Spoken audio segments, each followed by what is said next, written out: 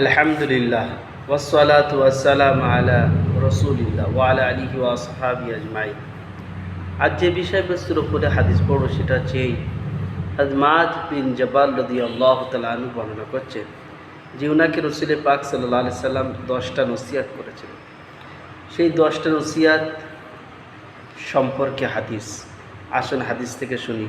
আন মুআয বিন জাবাল রাদিয়াল্লাহু তাআলা আনহু قال আওসানি রাসূলুল্লাহ সাল্লাল্লাহু আলাইহি ওয়াসাল্লাম বিআশরি কালিমাতি قال লা তুশরিক বিল্লাহ শাইআন, আল্লাহ তাআলার সাথে কাউকে শিরিক করবে না।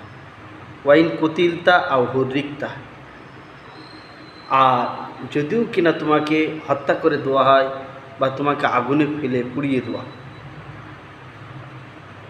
তাহলে বোঝা গেল বর্তমান ভারতবর্ষের যে সিচুয়েশান, যে মানুষকে মবিলিং চিংয়ে মেরে ফেলছে।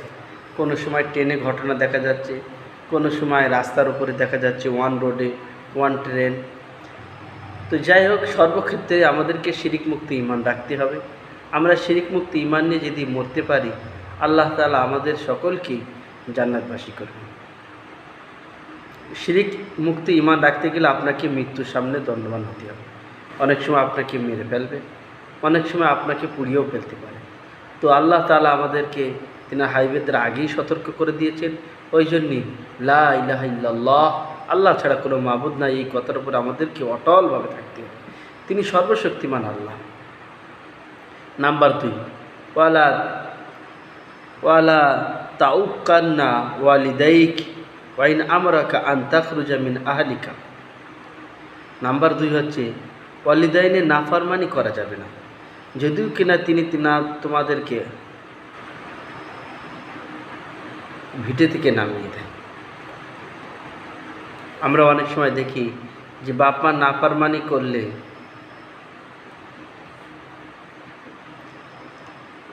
আমাদেরকে সম্পত্তি থেকে বঞ্চিত করে দেয়। তো এই অবস্থাতেও মা বাপের নাফরমানি করা যাবে না।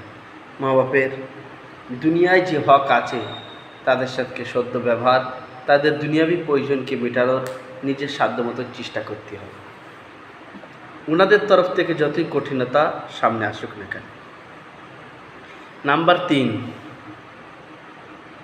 ওয়ালা তাতরুকান্না সলাতান মাকতুবাতান মুতাআম্মিদান ফাইন তারাকা সলাতান মাকতুবাতান মুতাআম্মিদান ফাকাদ বারিয়াত মিনহু জিম্মাতুল্লাহ।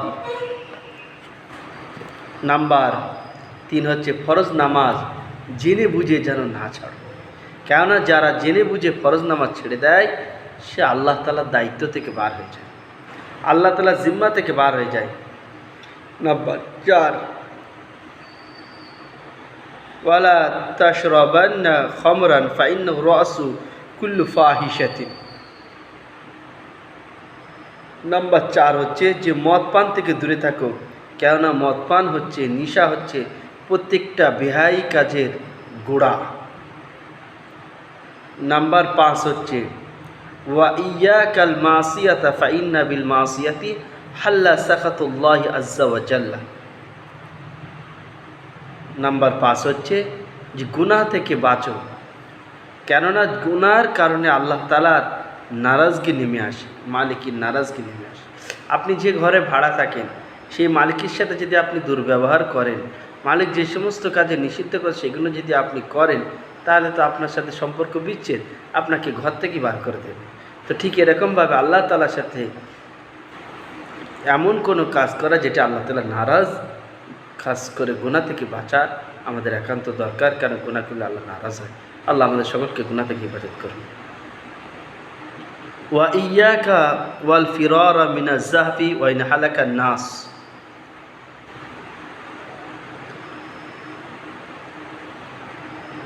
আর 6 নম্বর হচ্ছে ময়দানের জং থেকে যেন কোনো সময় পিঠ ফিরিয়ে পালাবে না। তোমার দেশের সাথে, উদাহরণস্বরূপ তোমার দেশের সাথে অন্য দেশের যুদ্ধ হচ্ছে, অন্য দেশের লোকেরা তোমার দেশের যুদ্ধে হামলা করেছে, সেই ক্ষেত্রে তুমি যারা তোমার যান বাঁচানোর জন্য ঘরে বসে থাকবে না, ঝাঁপিয়ে পড়ো, তোমার দেশের উপরে যারা আক্রমণ করেছে তাদেরকে কঠিন জবাব দাও। বাংলা হচ্ছে যে দুশ্মনের মোকাবিলায় অটল থাকতে হবে, পিঠ ফিরিয়ে পালালে হবে না। নাম্বার 7, ওয়াইদা আসাবান নাসা মুতান ওয়া আনতা ফীহিম ফাসবুত। আর এমন কোনো জায়গায় তুমি আছো, 7 নাম্বার, যে এলাকায় বিমারি ছড়িয়ে গেছে, তুমি ওই জায়গায় আছো, তো তুমি ওখান থেকে আর পালিও না, ওই জায়গাটাই জমে থাকো। যেরকম করোনা এসেছিল, যে যেখানে ছিল সেখানে তাকে থাকতে বলা হয়েছে। নাম্বার 8, ওয়ানফিক আলা ইয়ালিকা মিন তৌলিকা। 8 নম্বর হচ্ছে নিজের আহলে বর্গের উপরে খরচা করতে থাকবে।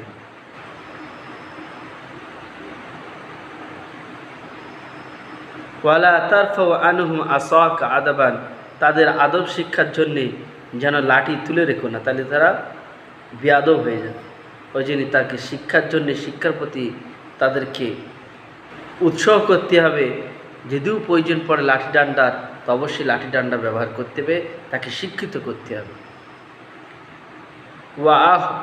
ওয়া আখিফহুম ফিল্লাহ, আর তাদের মধ্যে আল্লাহ তাআলার ভয় তাদের দিলে জাগ্রত করার সৃষ্টি করতে হবে, চেষ্টা করতে হবে যে কীভাবে মানুষের দিলে আল্লাহ তাআলার ভয় এসে যাবে, মালিকের ভয় এসে যাবে, যে মৃত্যুর পর আমাদের মালিকের কাছে পৌঁছতে হবে, তিনি আমাদের এই বিষয়ে সওয়াল জবাব করবেন। যদি মালিকের ভয় আমাদের প্রত্যেকটা মানুষের ভেতরে আসে, তাহলে বর্তমান যে এমএলএ এমপিরা চুরি, চোর, চাপাটি, লুচ্চারি, গুন্ডামি করছে, এটা কিন্তু কখনই করতো না। কেন? তার দিলে যদি এই ভয়টা থাকতো যে মৃত্যুর পর আমার মালিকের সামনে দাঁড়াতে হবে, আমাকে হিসাব দিতে হবে। আল্লাহ আমাদের তৌফিক দান করুন।